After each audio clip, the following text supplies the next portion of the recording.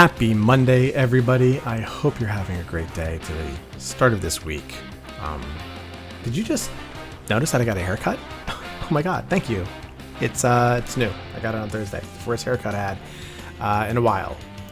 Speaking of hair, it rained, and my hair might be a little poofy because I took my dogs out a little while ago, and it's very humid out. You don't know what that does. This weekend, though, it was leagues. So I want to talk about leagues, when we were right, what went wrong, and the fun little side effect about what happened. So first, what are leagues? Leagues are short community events with rewards for everybody. Even if you don't try, you're still going to get something. They're easy to participate in. And you get a chance to get a free emote, mystery variant, and a border. So what are the rewards and how exactly are they given out? So leagues are limited to 30 people per league. You automatically get put into a league as soon as you play your first game. First, second, and third all get a DeadPool emote, a variant, some borders, and 310 boosters. Okay. First place gets the premium mystery variant. Top 15 get a free pixel variant. First place also gets the matte black borders, gets 2 of them, 310 boosters. Second place gets the 1 black booster. Third through 15 get the neon blue booster. When it comes to the bottom 15, I think they should be getting more boosters than that. I think 16 to 20 should get 105 boosters, and everybody else should get 65 boosters. That's my opinion. They're just boosters. Who cares, right? So what's the good part? Everybody got something as long as you played one game, and it just happened. You play a game, you get put in a league. Even if you don't care about it, you're still getting some boosters. And there's a good chance that you may actually, as long as you play the game a good amount during the day, there's a good chance you're probably going to get a variant and a border out of it, and a very good amount of boosters. And it just happens. You don't have to go to a sign-up screen. You don't have to click anything like the DeadPool diner, where you have to bet your bubs and go to a whole different game mode. Or some of the earlier events where you had this like weird screen. There was like a Vibranium offer of Wakanda, and then there was like a Savage Land. You played with certain characters, and then you would get more points, and then you had to click things, and it was very unclear where to go and how to do it, and some people didn't even know this big event was actually happening. So the fact that you don't have to sign up, go to a different screen, do anything, where it just happens, wonderful. Losses also didn't feel terrible. When you win, you would get 100 points plus more points based off of how many cubes you won. When you lost, you only lost points based off of how many cubes you lost. So let's just say you have one game, goes in full through turn 6, nobody snaps. If you win, you would get 150 points. 100 plus 25 for each cube, 150 points. If I lost, then I would lose 50 points. That's it. So what that means is, if you win one game, in order to negate all the process you just made, you would then have to lose 3 games of no snapping, just losing 2 cubes. And that's great. So as long as you win half of your games, you're going to be progressing up in the league. You're going to be gaining points. That's awesome. The pay to win mechanics were also gone. That's fantastic. I don't know if you guys remember, they did a test in Europe a couple months ago with the leagues, and they did like boosts for it, for gold, and it just made the experience just absolutely terrible. There are people in leagues that had like 150,000 points where there was no chance to catch up on it, and it just made you feel so terrible just playing it. Similar feelings happen with this, which we'll get into in a little bit. What's the bad part? Thursday to Saturday. What a terrible time for an event. And it wasn't like full Saturday. Like when I thought it was like Saturday, I thought it would be like, okay, so Saturday resets on for me on the East Coast in the United States, 3 p.m. So I thought, okay, so Saturday, this day was going to be until Sunday at 3 p.m. But no, it was Saturday at 3 p.m.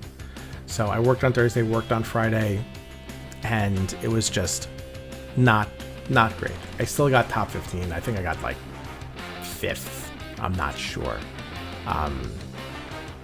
But it was still just like the top 3 people in my league had like 10 times the amount of points, and it was very hard to keep up with certain things. So maybe change. Anyway, we're not getting into the changes. We're just talking about the bad part. I don't like the schedule. It was bad. It conflicts with bounties. How does it conflict with bounties? If everyone's in an alliance, you notice there are things where there are move 7 cards within a match or destroy cards, things like that. Specifically the ones that are do this amount of things in a match or win with these specific cards. Those types of bounties where you have these things where no one's taking them, someone's got to do them, and so you're like, okay, I'm going to take this, I'm going to go to Proving Grounds, and then I'm just going to make some crappy deck. I have a deck that's actually called Move 7 Cards. Do the Move 7 cards, and then I'll take the loss because it's Proving Grounds, nothing to lose, and that's it. But the league, you would lose points in Proving Grounds, and that was a problem if you actually cared about moving up on the leaderboard. So that was terrible. It also ruined Proving Grounds horribly, except in some instances. But what was happening in the Proving Grounds area was, since there's nothing to lose, people were trading wins. Going back to what I was talking about before, it takes you 3 losses to make up for the 1 win. That being said, you would start a Proving Grounds match, I would do all these emotes, and then I would retreat. Then the next game, you would do that. So we would be trading wins back and forth. I would retreat, you would retreat, I would retreat, you would retreat. And because of the way the point system worked, you would net gain so many points by doing this. And so that caused this ridiculous exploit, which Second Dinner came out and said that, hey, bro, we're sorry. Which I don't know how they didn't figure this out. Like, how did they not know this was going to happen? Everybody's going to get the DeadPool emote. So eventually at some time, people are going to get DeadPool emote. I think it's probably going to happen either after today's reset or tomorrow's reset, but sometime soon, everybody's going to get the emote. But if you wanted to do anything like the move 7 cards or destroy this amount of cards in the game, then that kind of sucked. It sucked a lot. So it really did ruin Proving Grounds. But it also made the win with bounties better in Proving Grounds. I didn't want to do the exploit for the league. I did not like it at all because it's competitive, but when it comes to the alliance, you're not competing with anybody. You're just trying to participate more in your alliance to get everybody this thing. It's cooperative. There's no competition when it comes to the alliance. So these win with bounties, win with Maximus, win with Doom and Odin and all this stuff, everybody's alliance bounty board at some point is like just nearly filled with them, and it's like, okay, who's going to take the hit? With the exploit where people trading wins back and forth, I would just get all these bounties, make a deck with all these cards. The deck was terrible, but since we were trading wins back and forth because of the league, that's when I was just taking these bounties and just clearing house with them. It was fantastic. Because some of these are just like so bad. There was one where it was like a little epic one.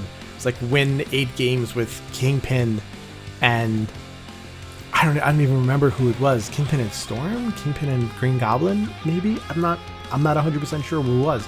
Kingpin and somebody, but it's just like, I never play Kingpin. I don't like playing with Kingpin. That's not what I want to do. And it's just, this exploit just made it so much easier to deal with that and clear out the bounty list so people can get to better bounties for them. So that was a fun little thing. It's not going to happen anymore. Very sad. And I felt bad doing it because that got me up a lot higher. I still would have gotten top 15 in my bounty board, but since everybody was doing it, it's just like, what are you going to do? Right? I'm going to miss this. So how do we fix this? You should change it from Friday to Sunday so that it ends on the reset on Sunday. Also, you could just make it Thursday to Sunday. Add 1 extra day to it. That's perfectly fine. You know, this whole thing where like the weekend starts and then it's gone. How is that a fun thing for a lot of people? I think a week long might be a little bit too far, but just extending it that 1 day, so it's like Thursday to Sunday, wonderful. Also, you can make games in Proving Grounds count. Just make them not count towards the league.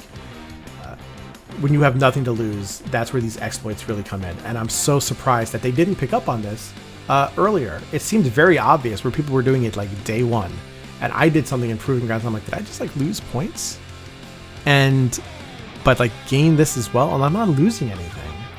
And like you know something bad's gonna happen.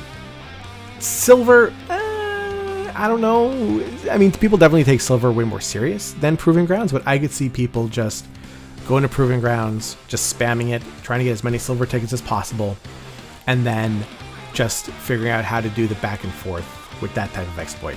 For gold ticket, I think you need a lot more work to get to gold, and maybe that should be the minimum for the DeadPool League. Personally.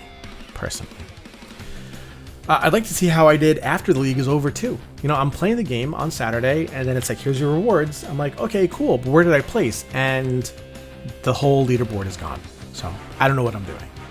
It was very annoying, and there's nowhere for me to actually check to see what my final stance was, what my final point was, where it doesn't matter because of the exploit that happened.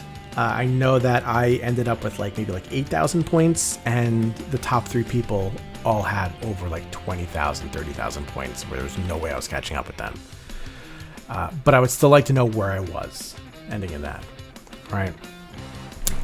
That's it. I also don't know if these emotes that you're going to get from it are going to be available for people in the future. I asked in their official Discord for ask the developers. If I ever get an answer on that, I'll let you guys know. But if you know if these emotes are going to be available in the cosmetic shop a week or so afterwards, please let me know so I don't have to go and do a whole lot of digging. This video is over 10 minutes, and that makes me feel bad. I wanted to keep this under 10 minutes. I'm sorry about that. If you guys want to like and subscribe, I really do appreciate it. And you guys just have a great week. All right, I'll see you later.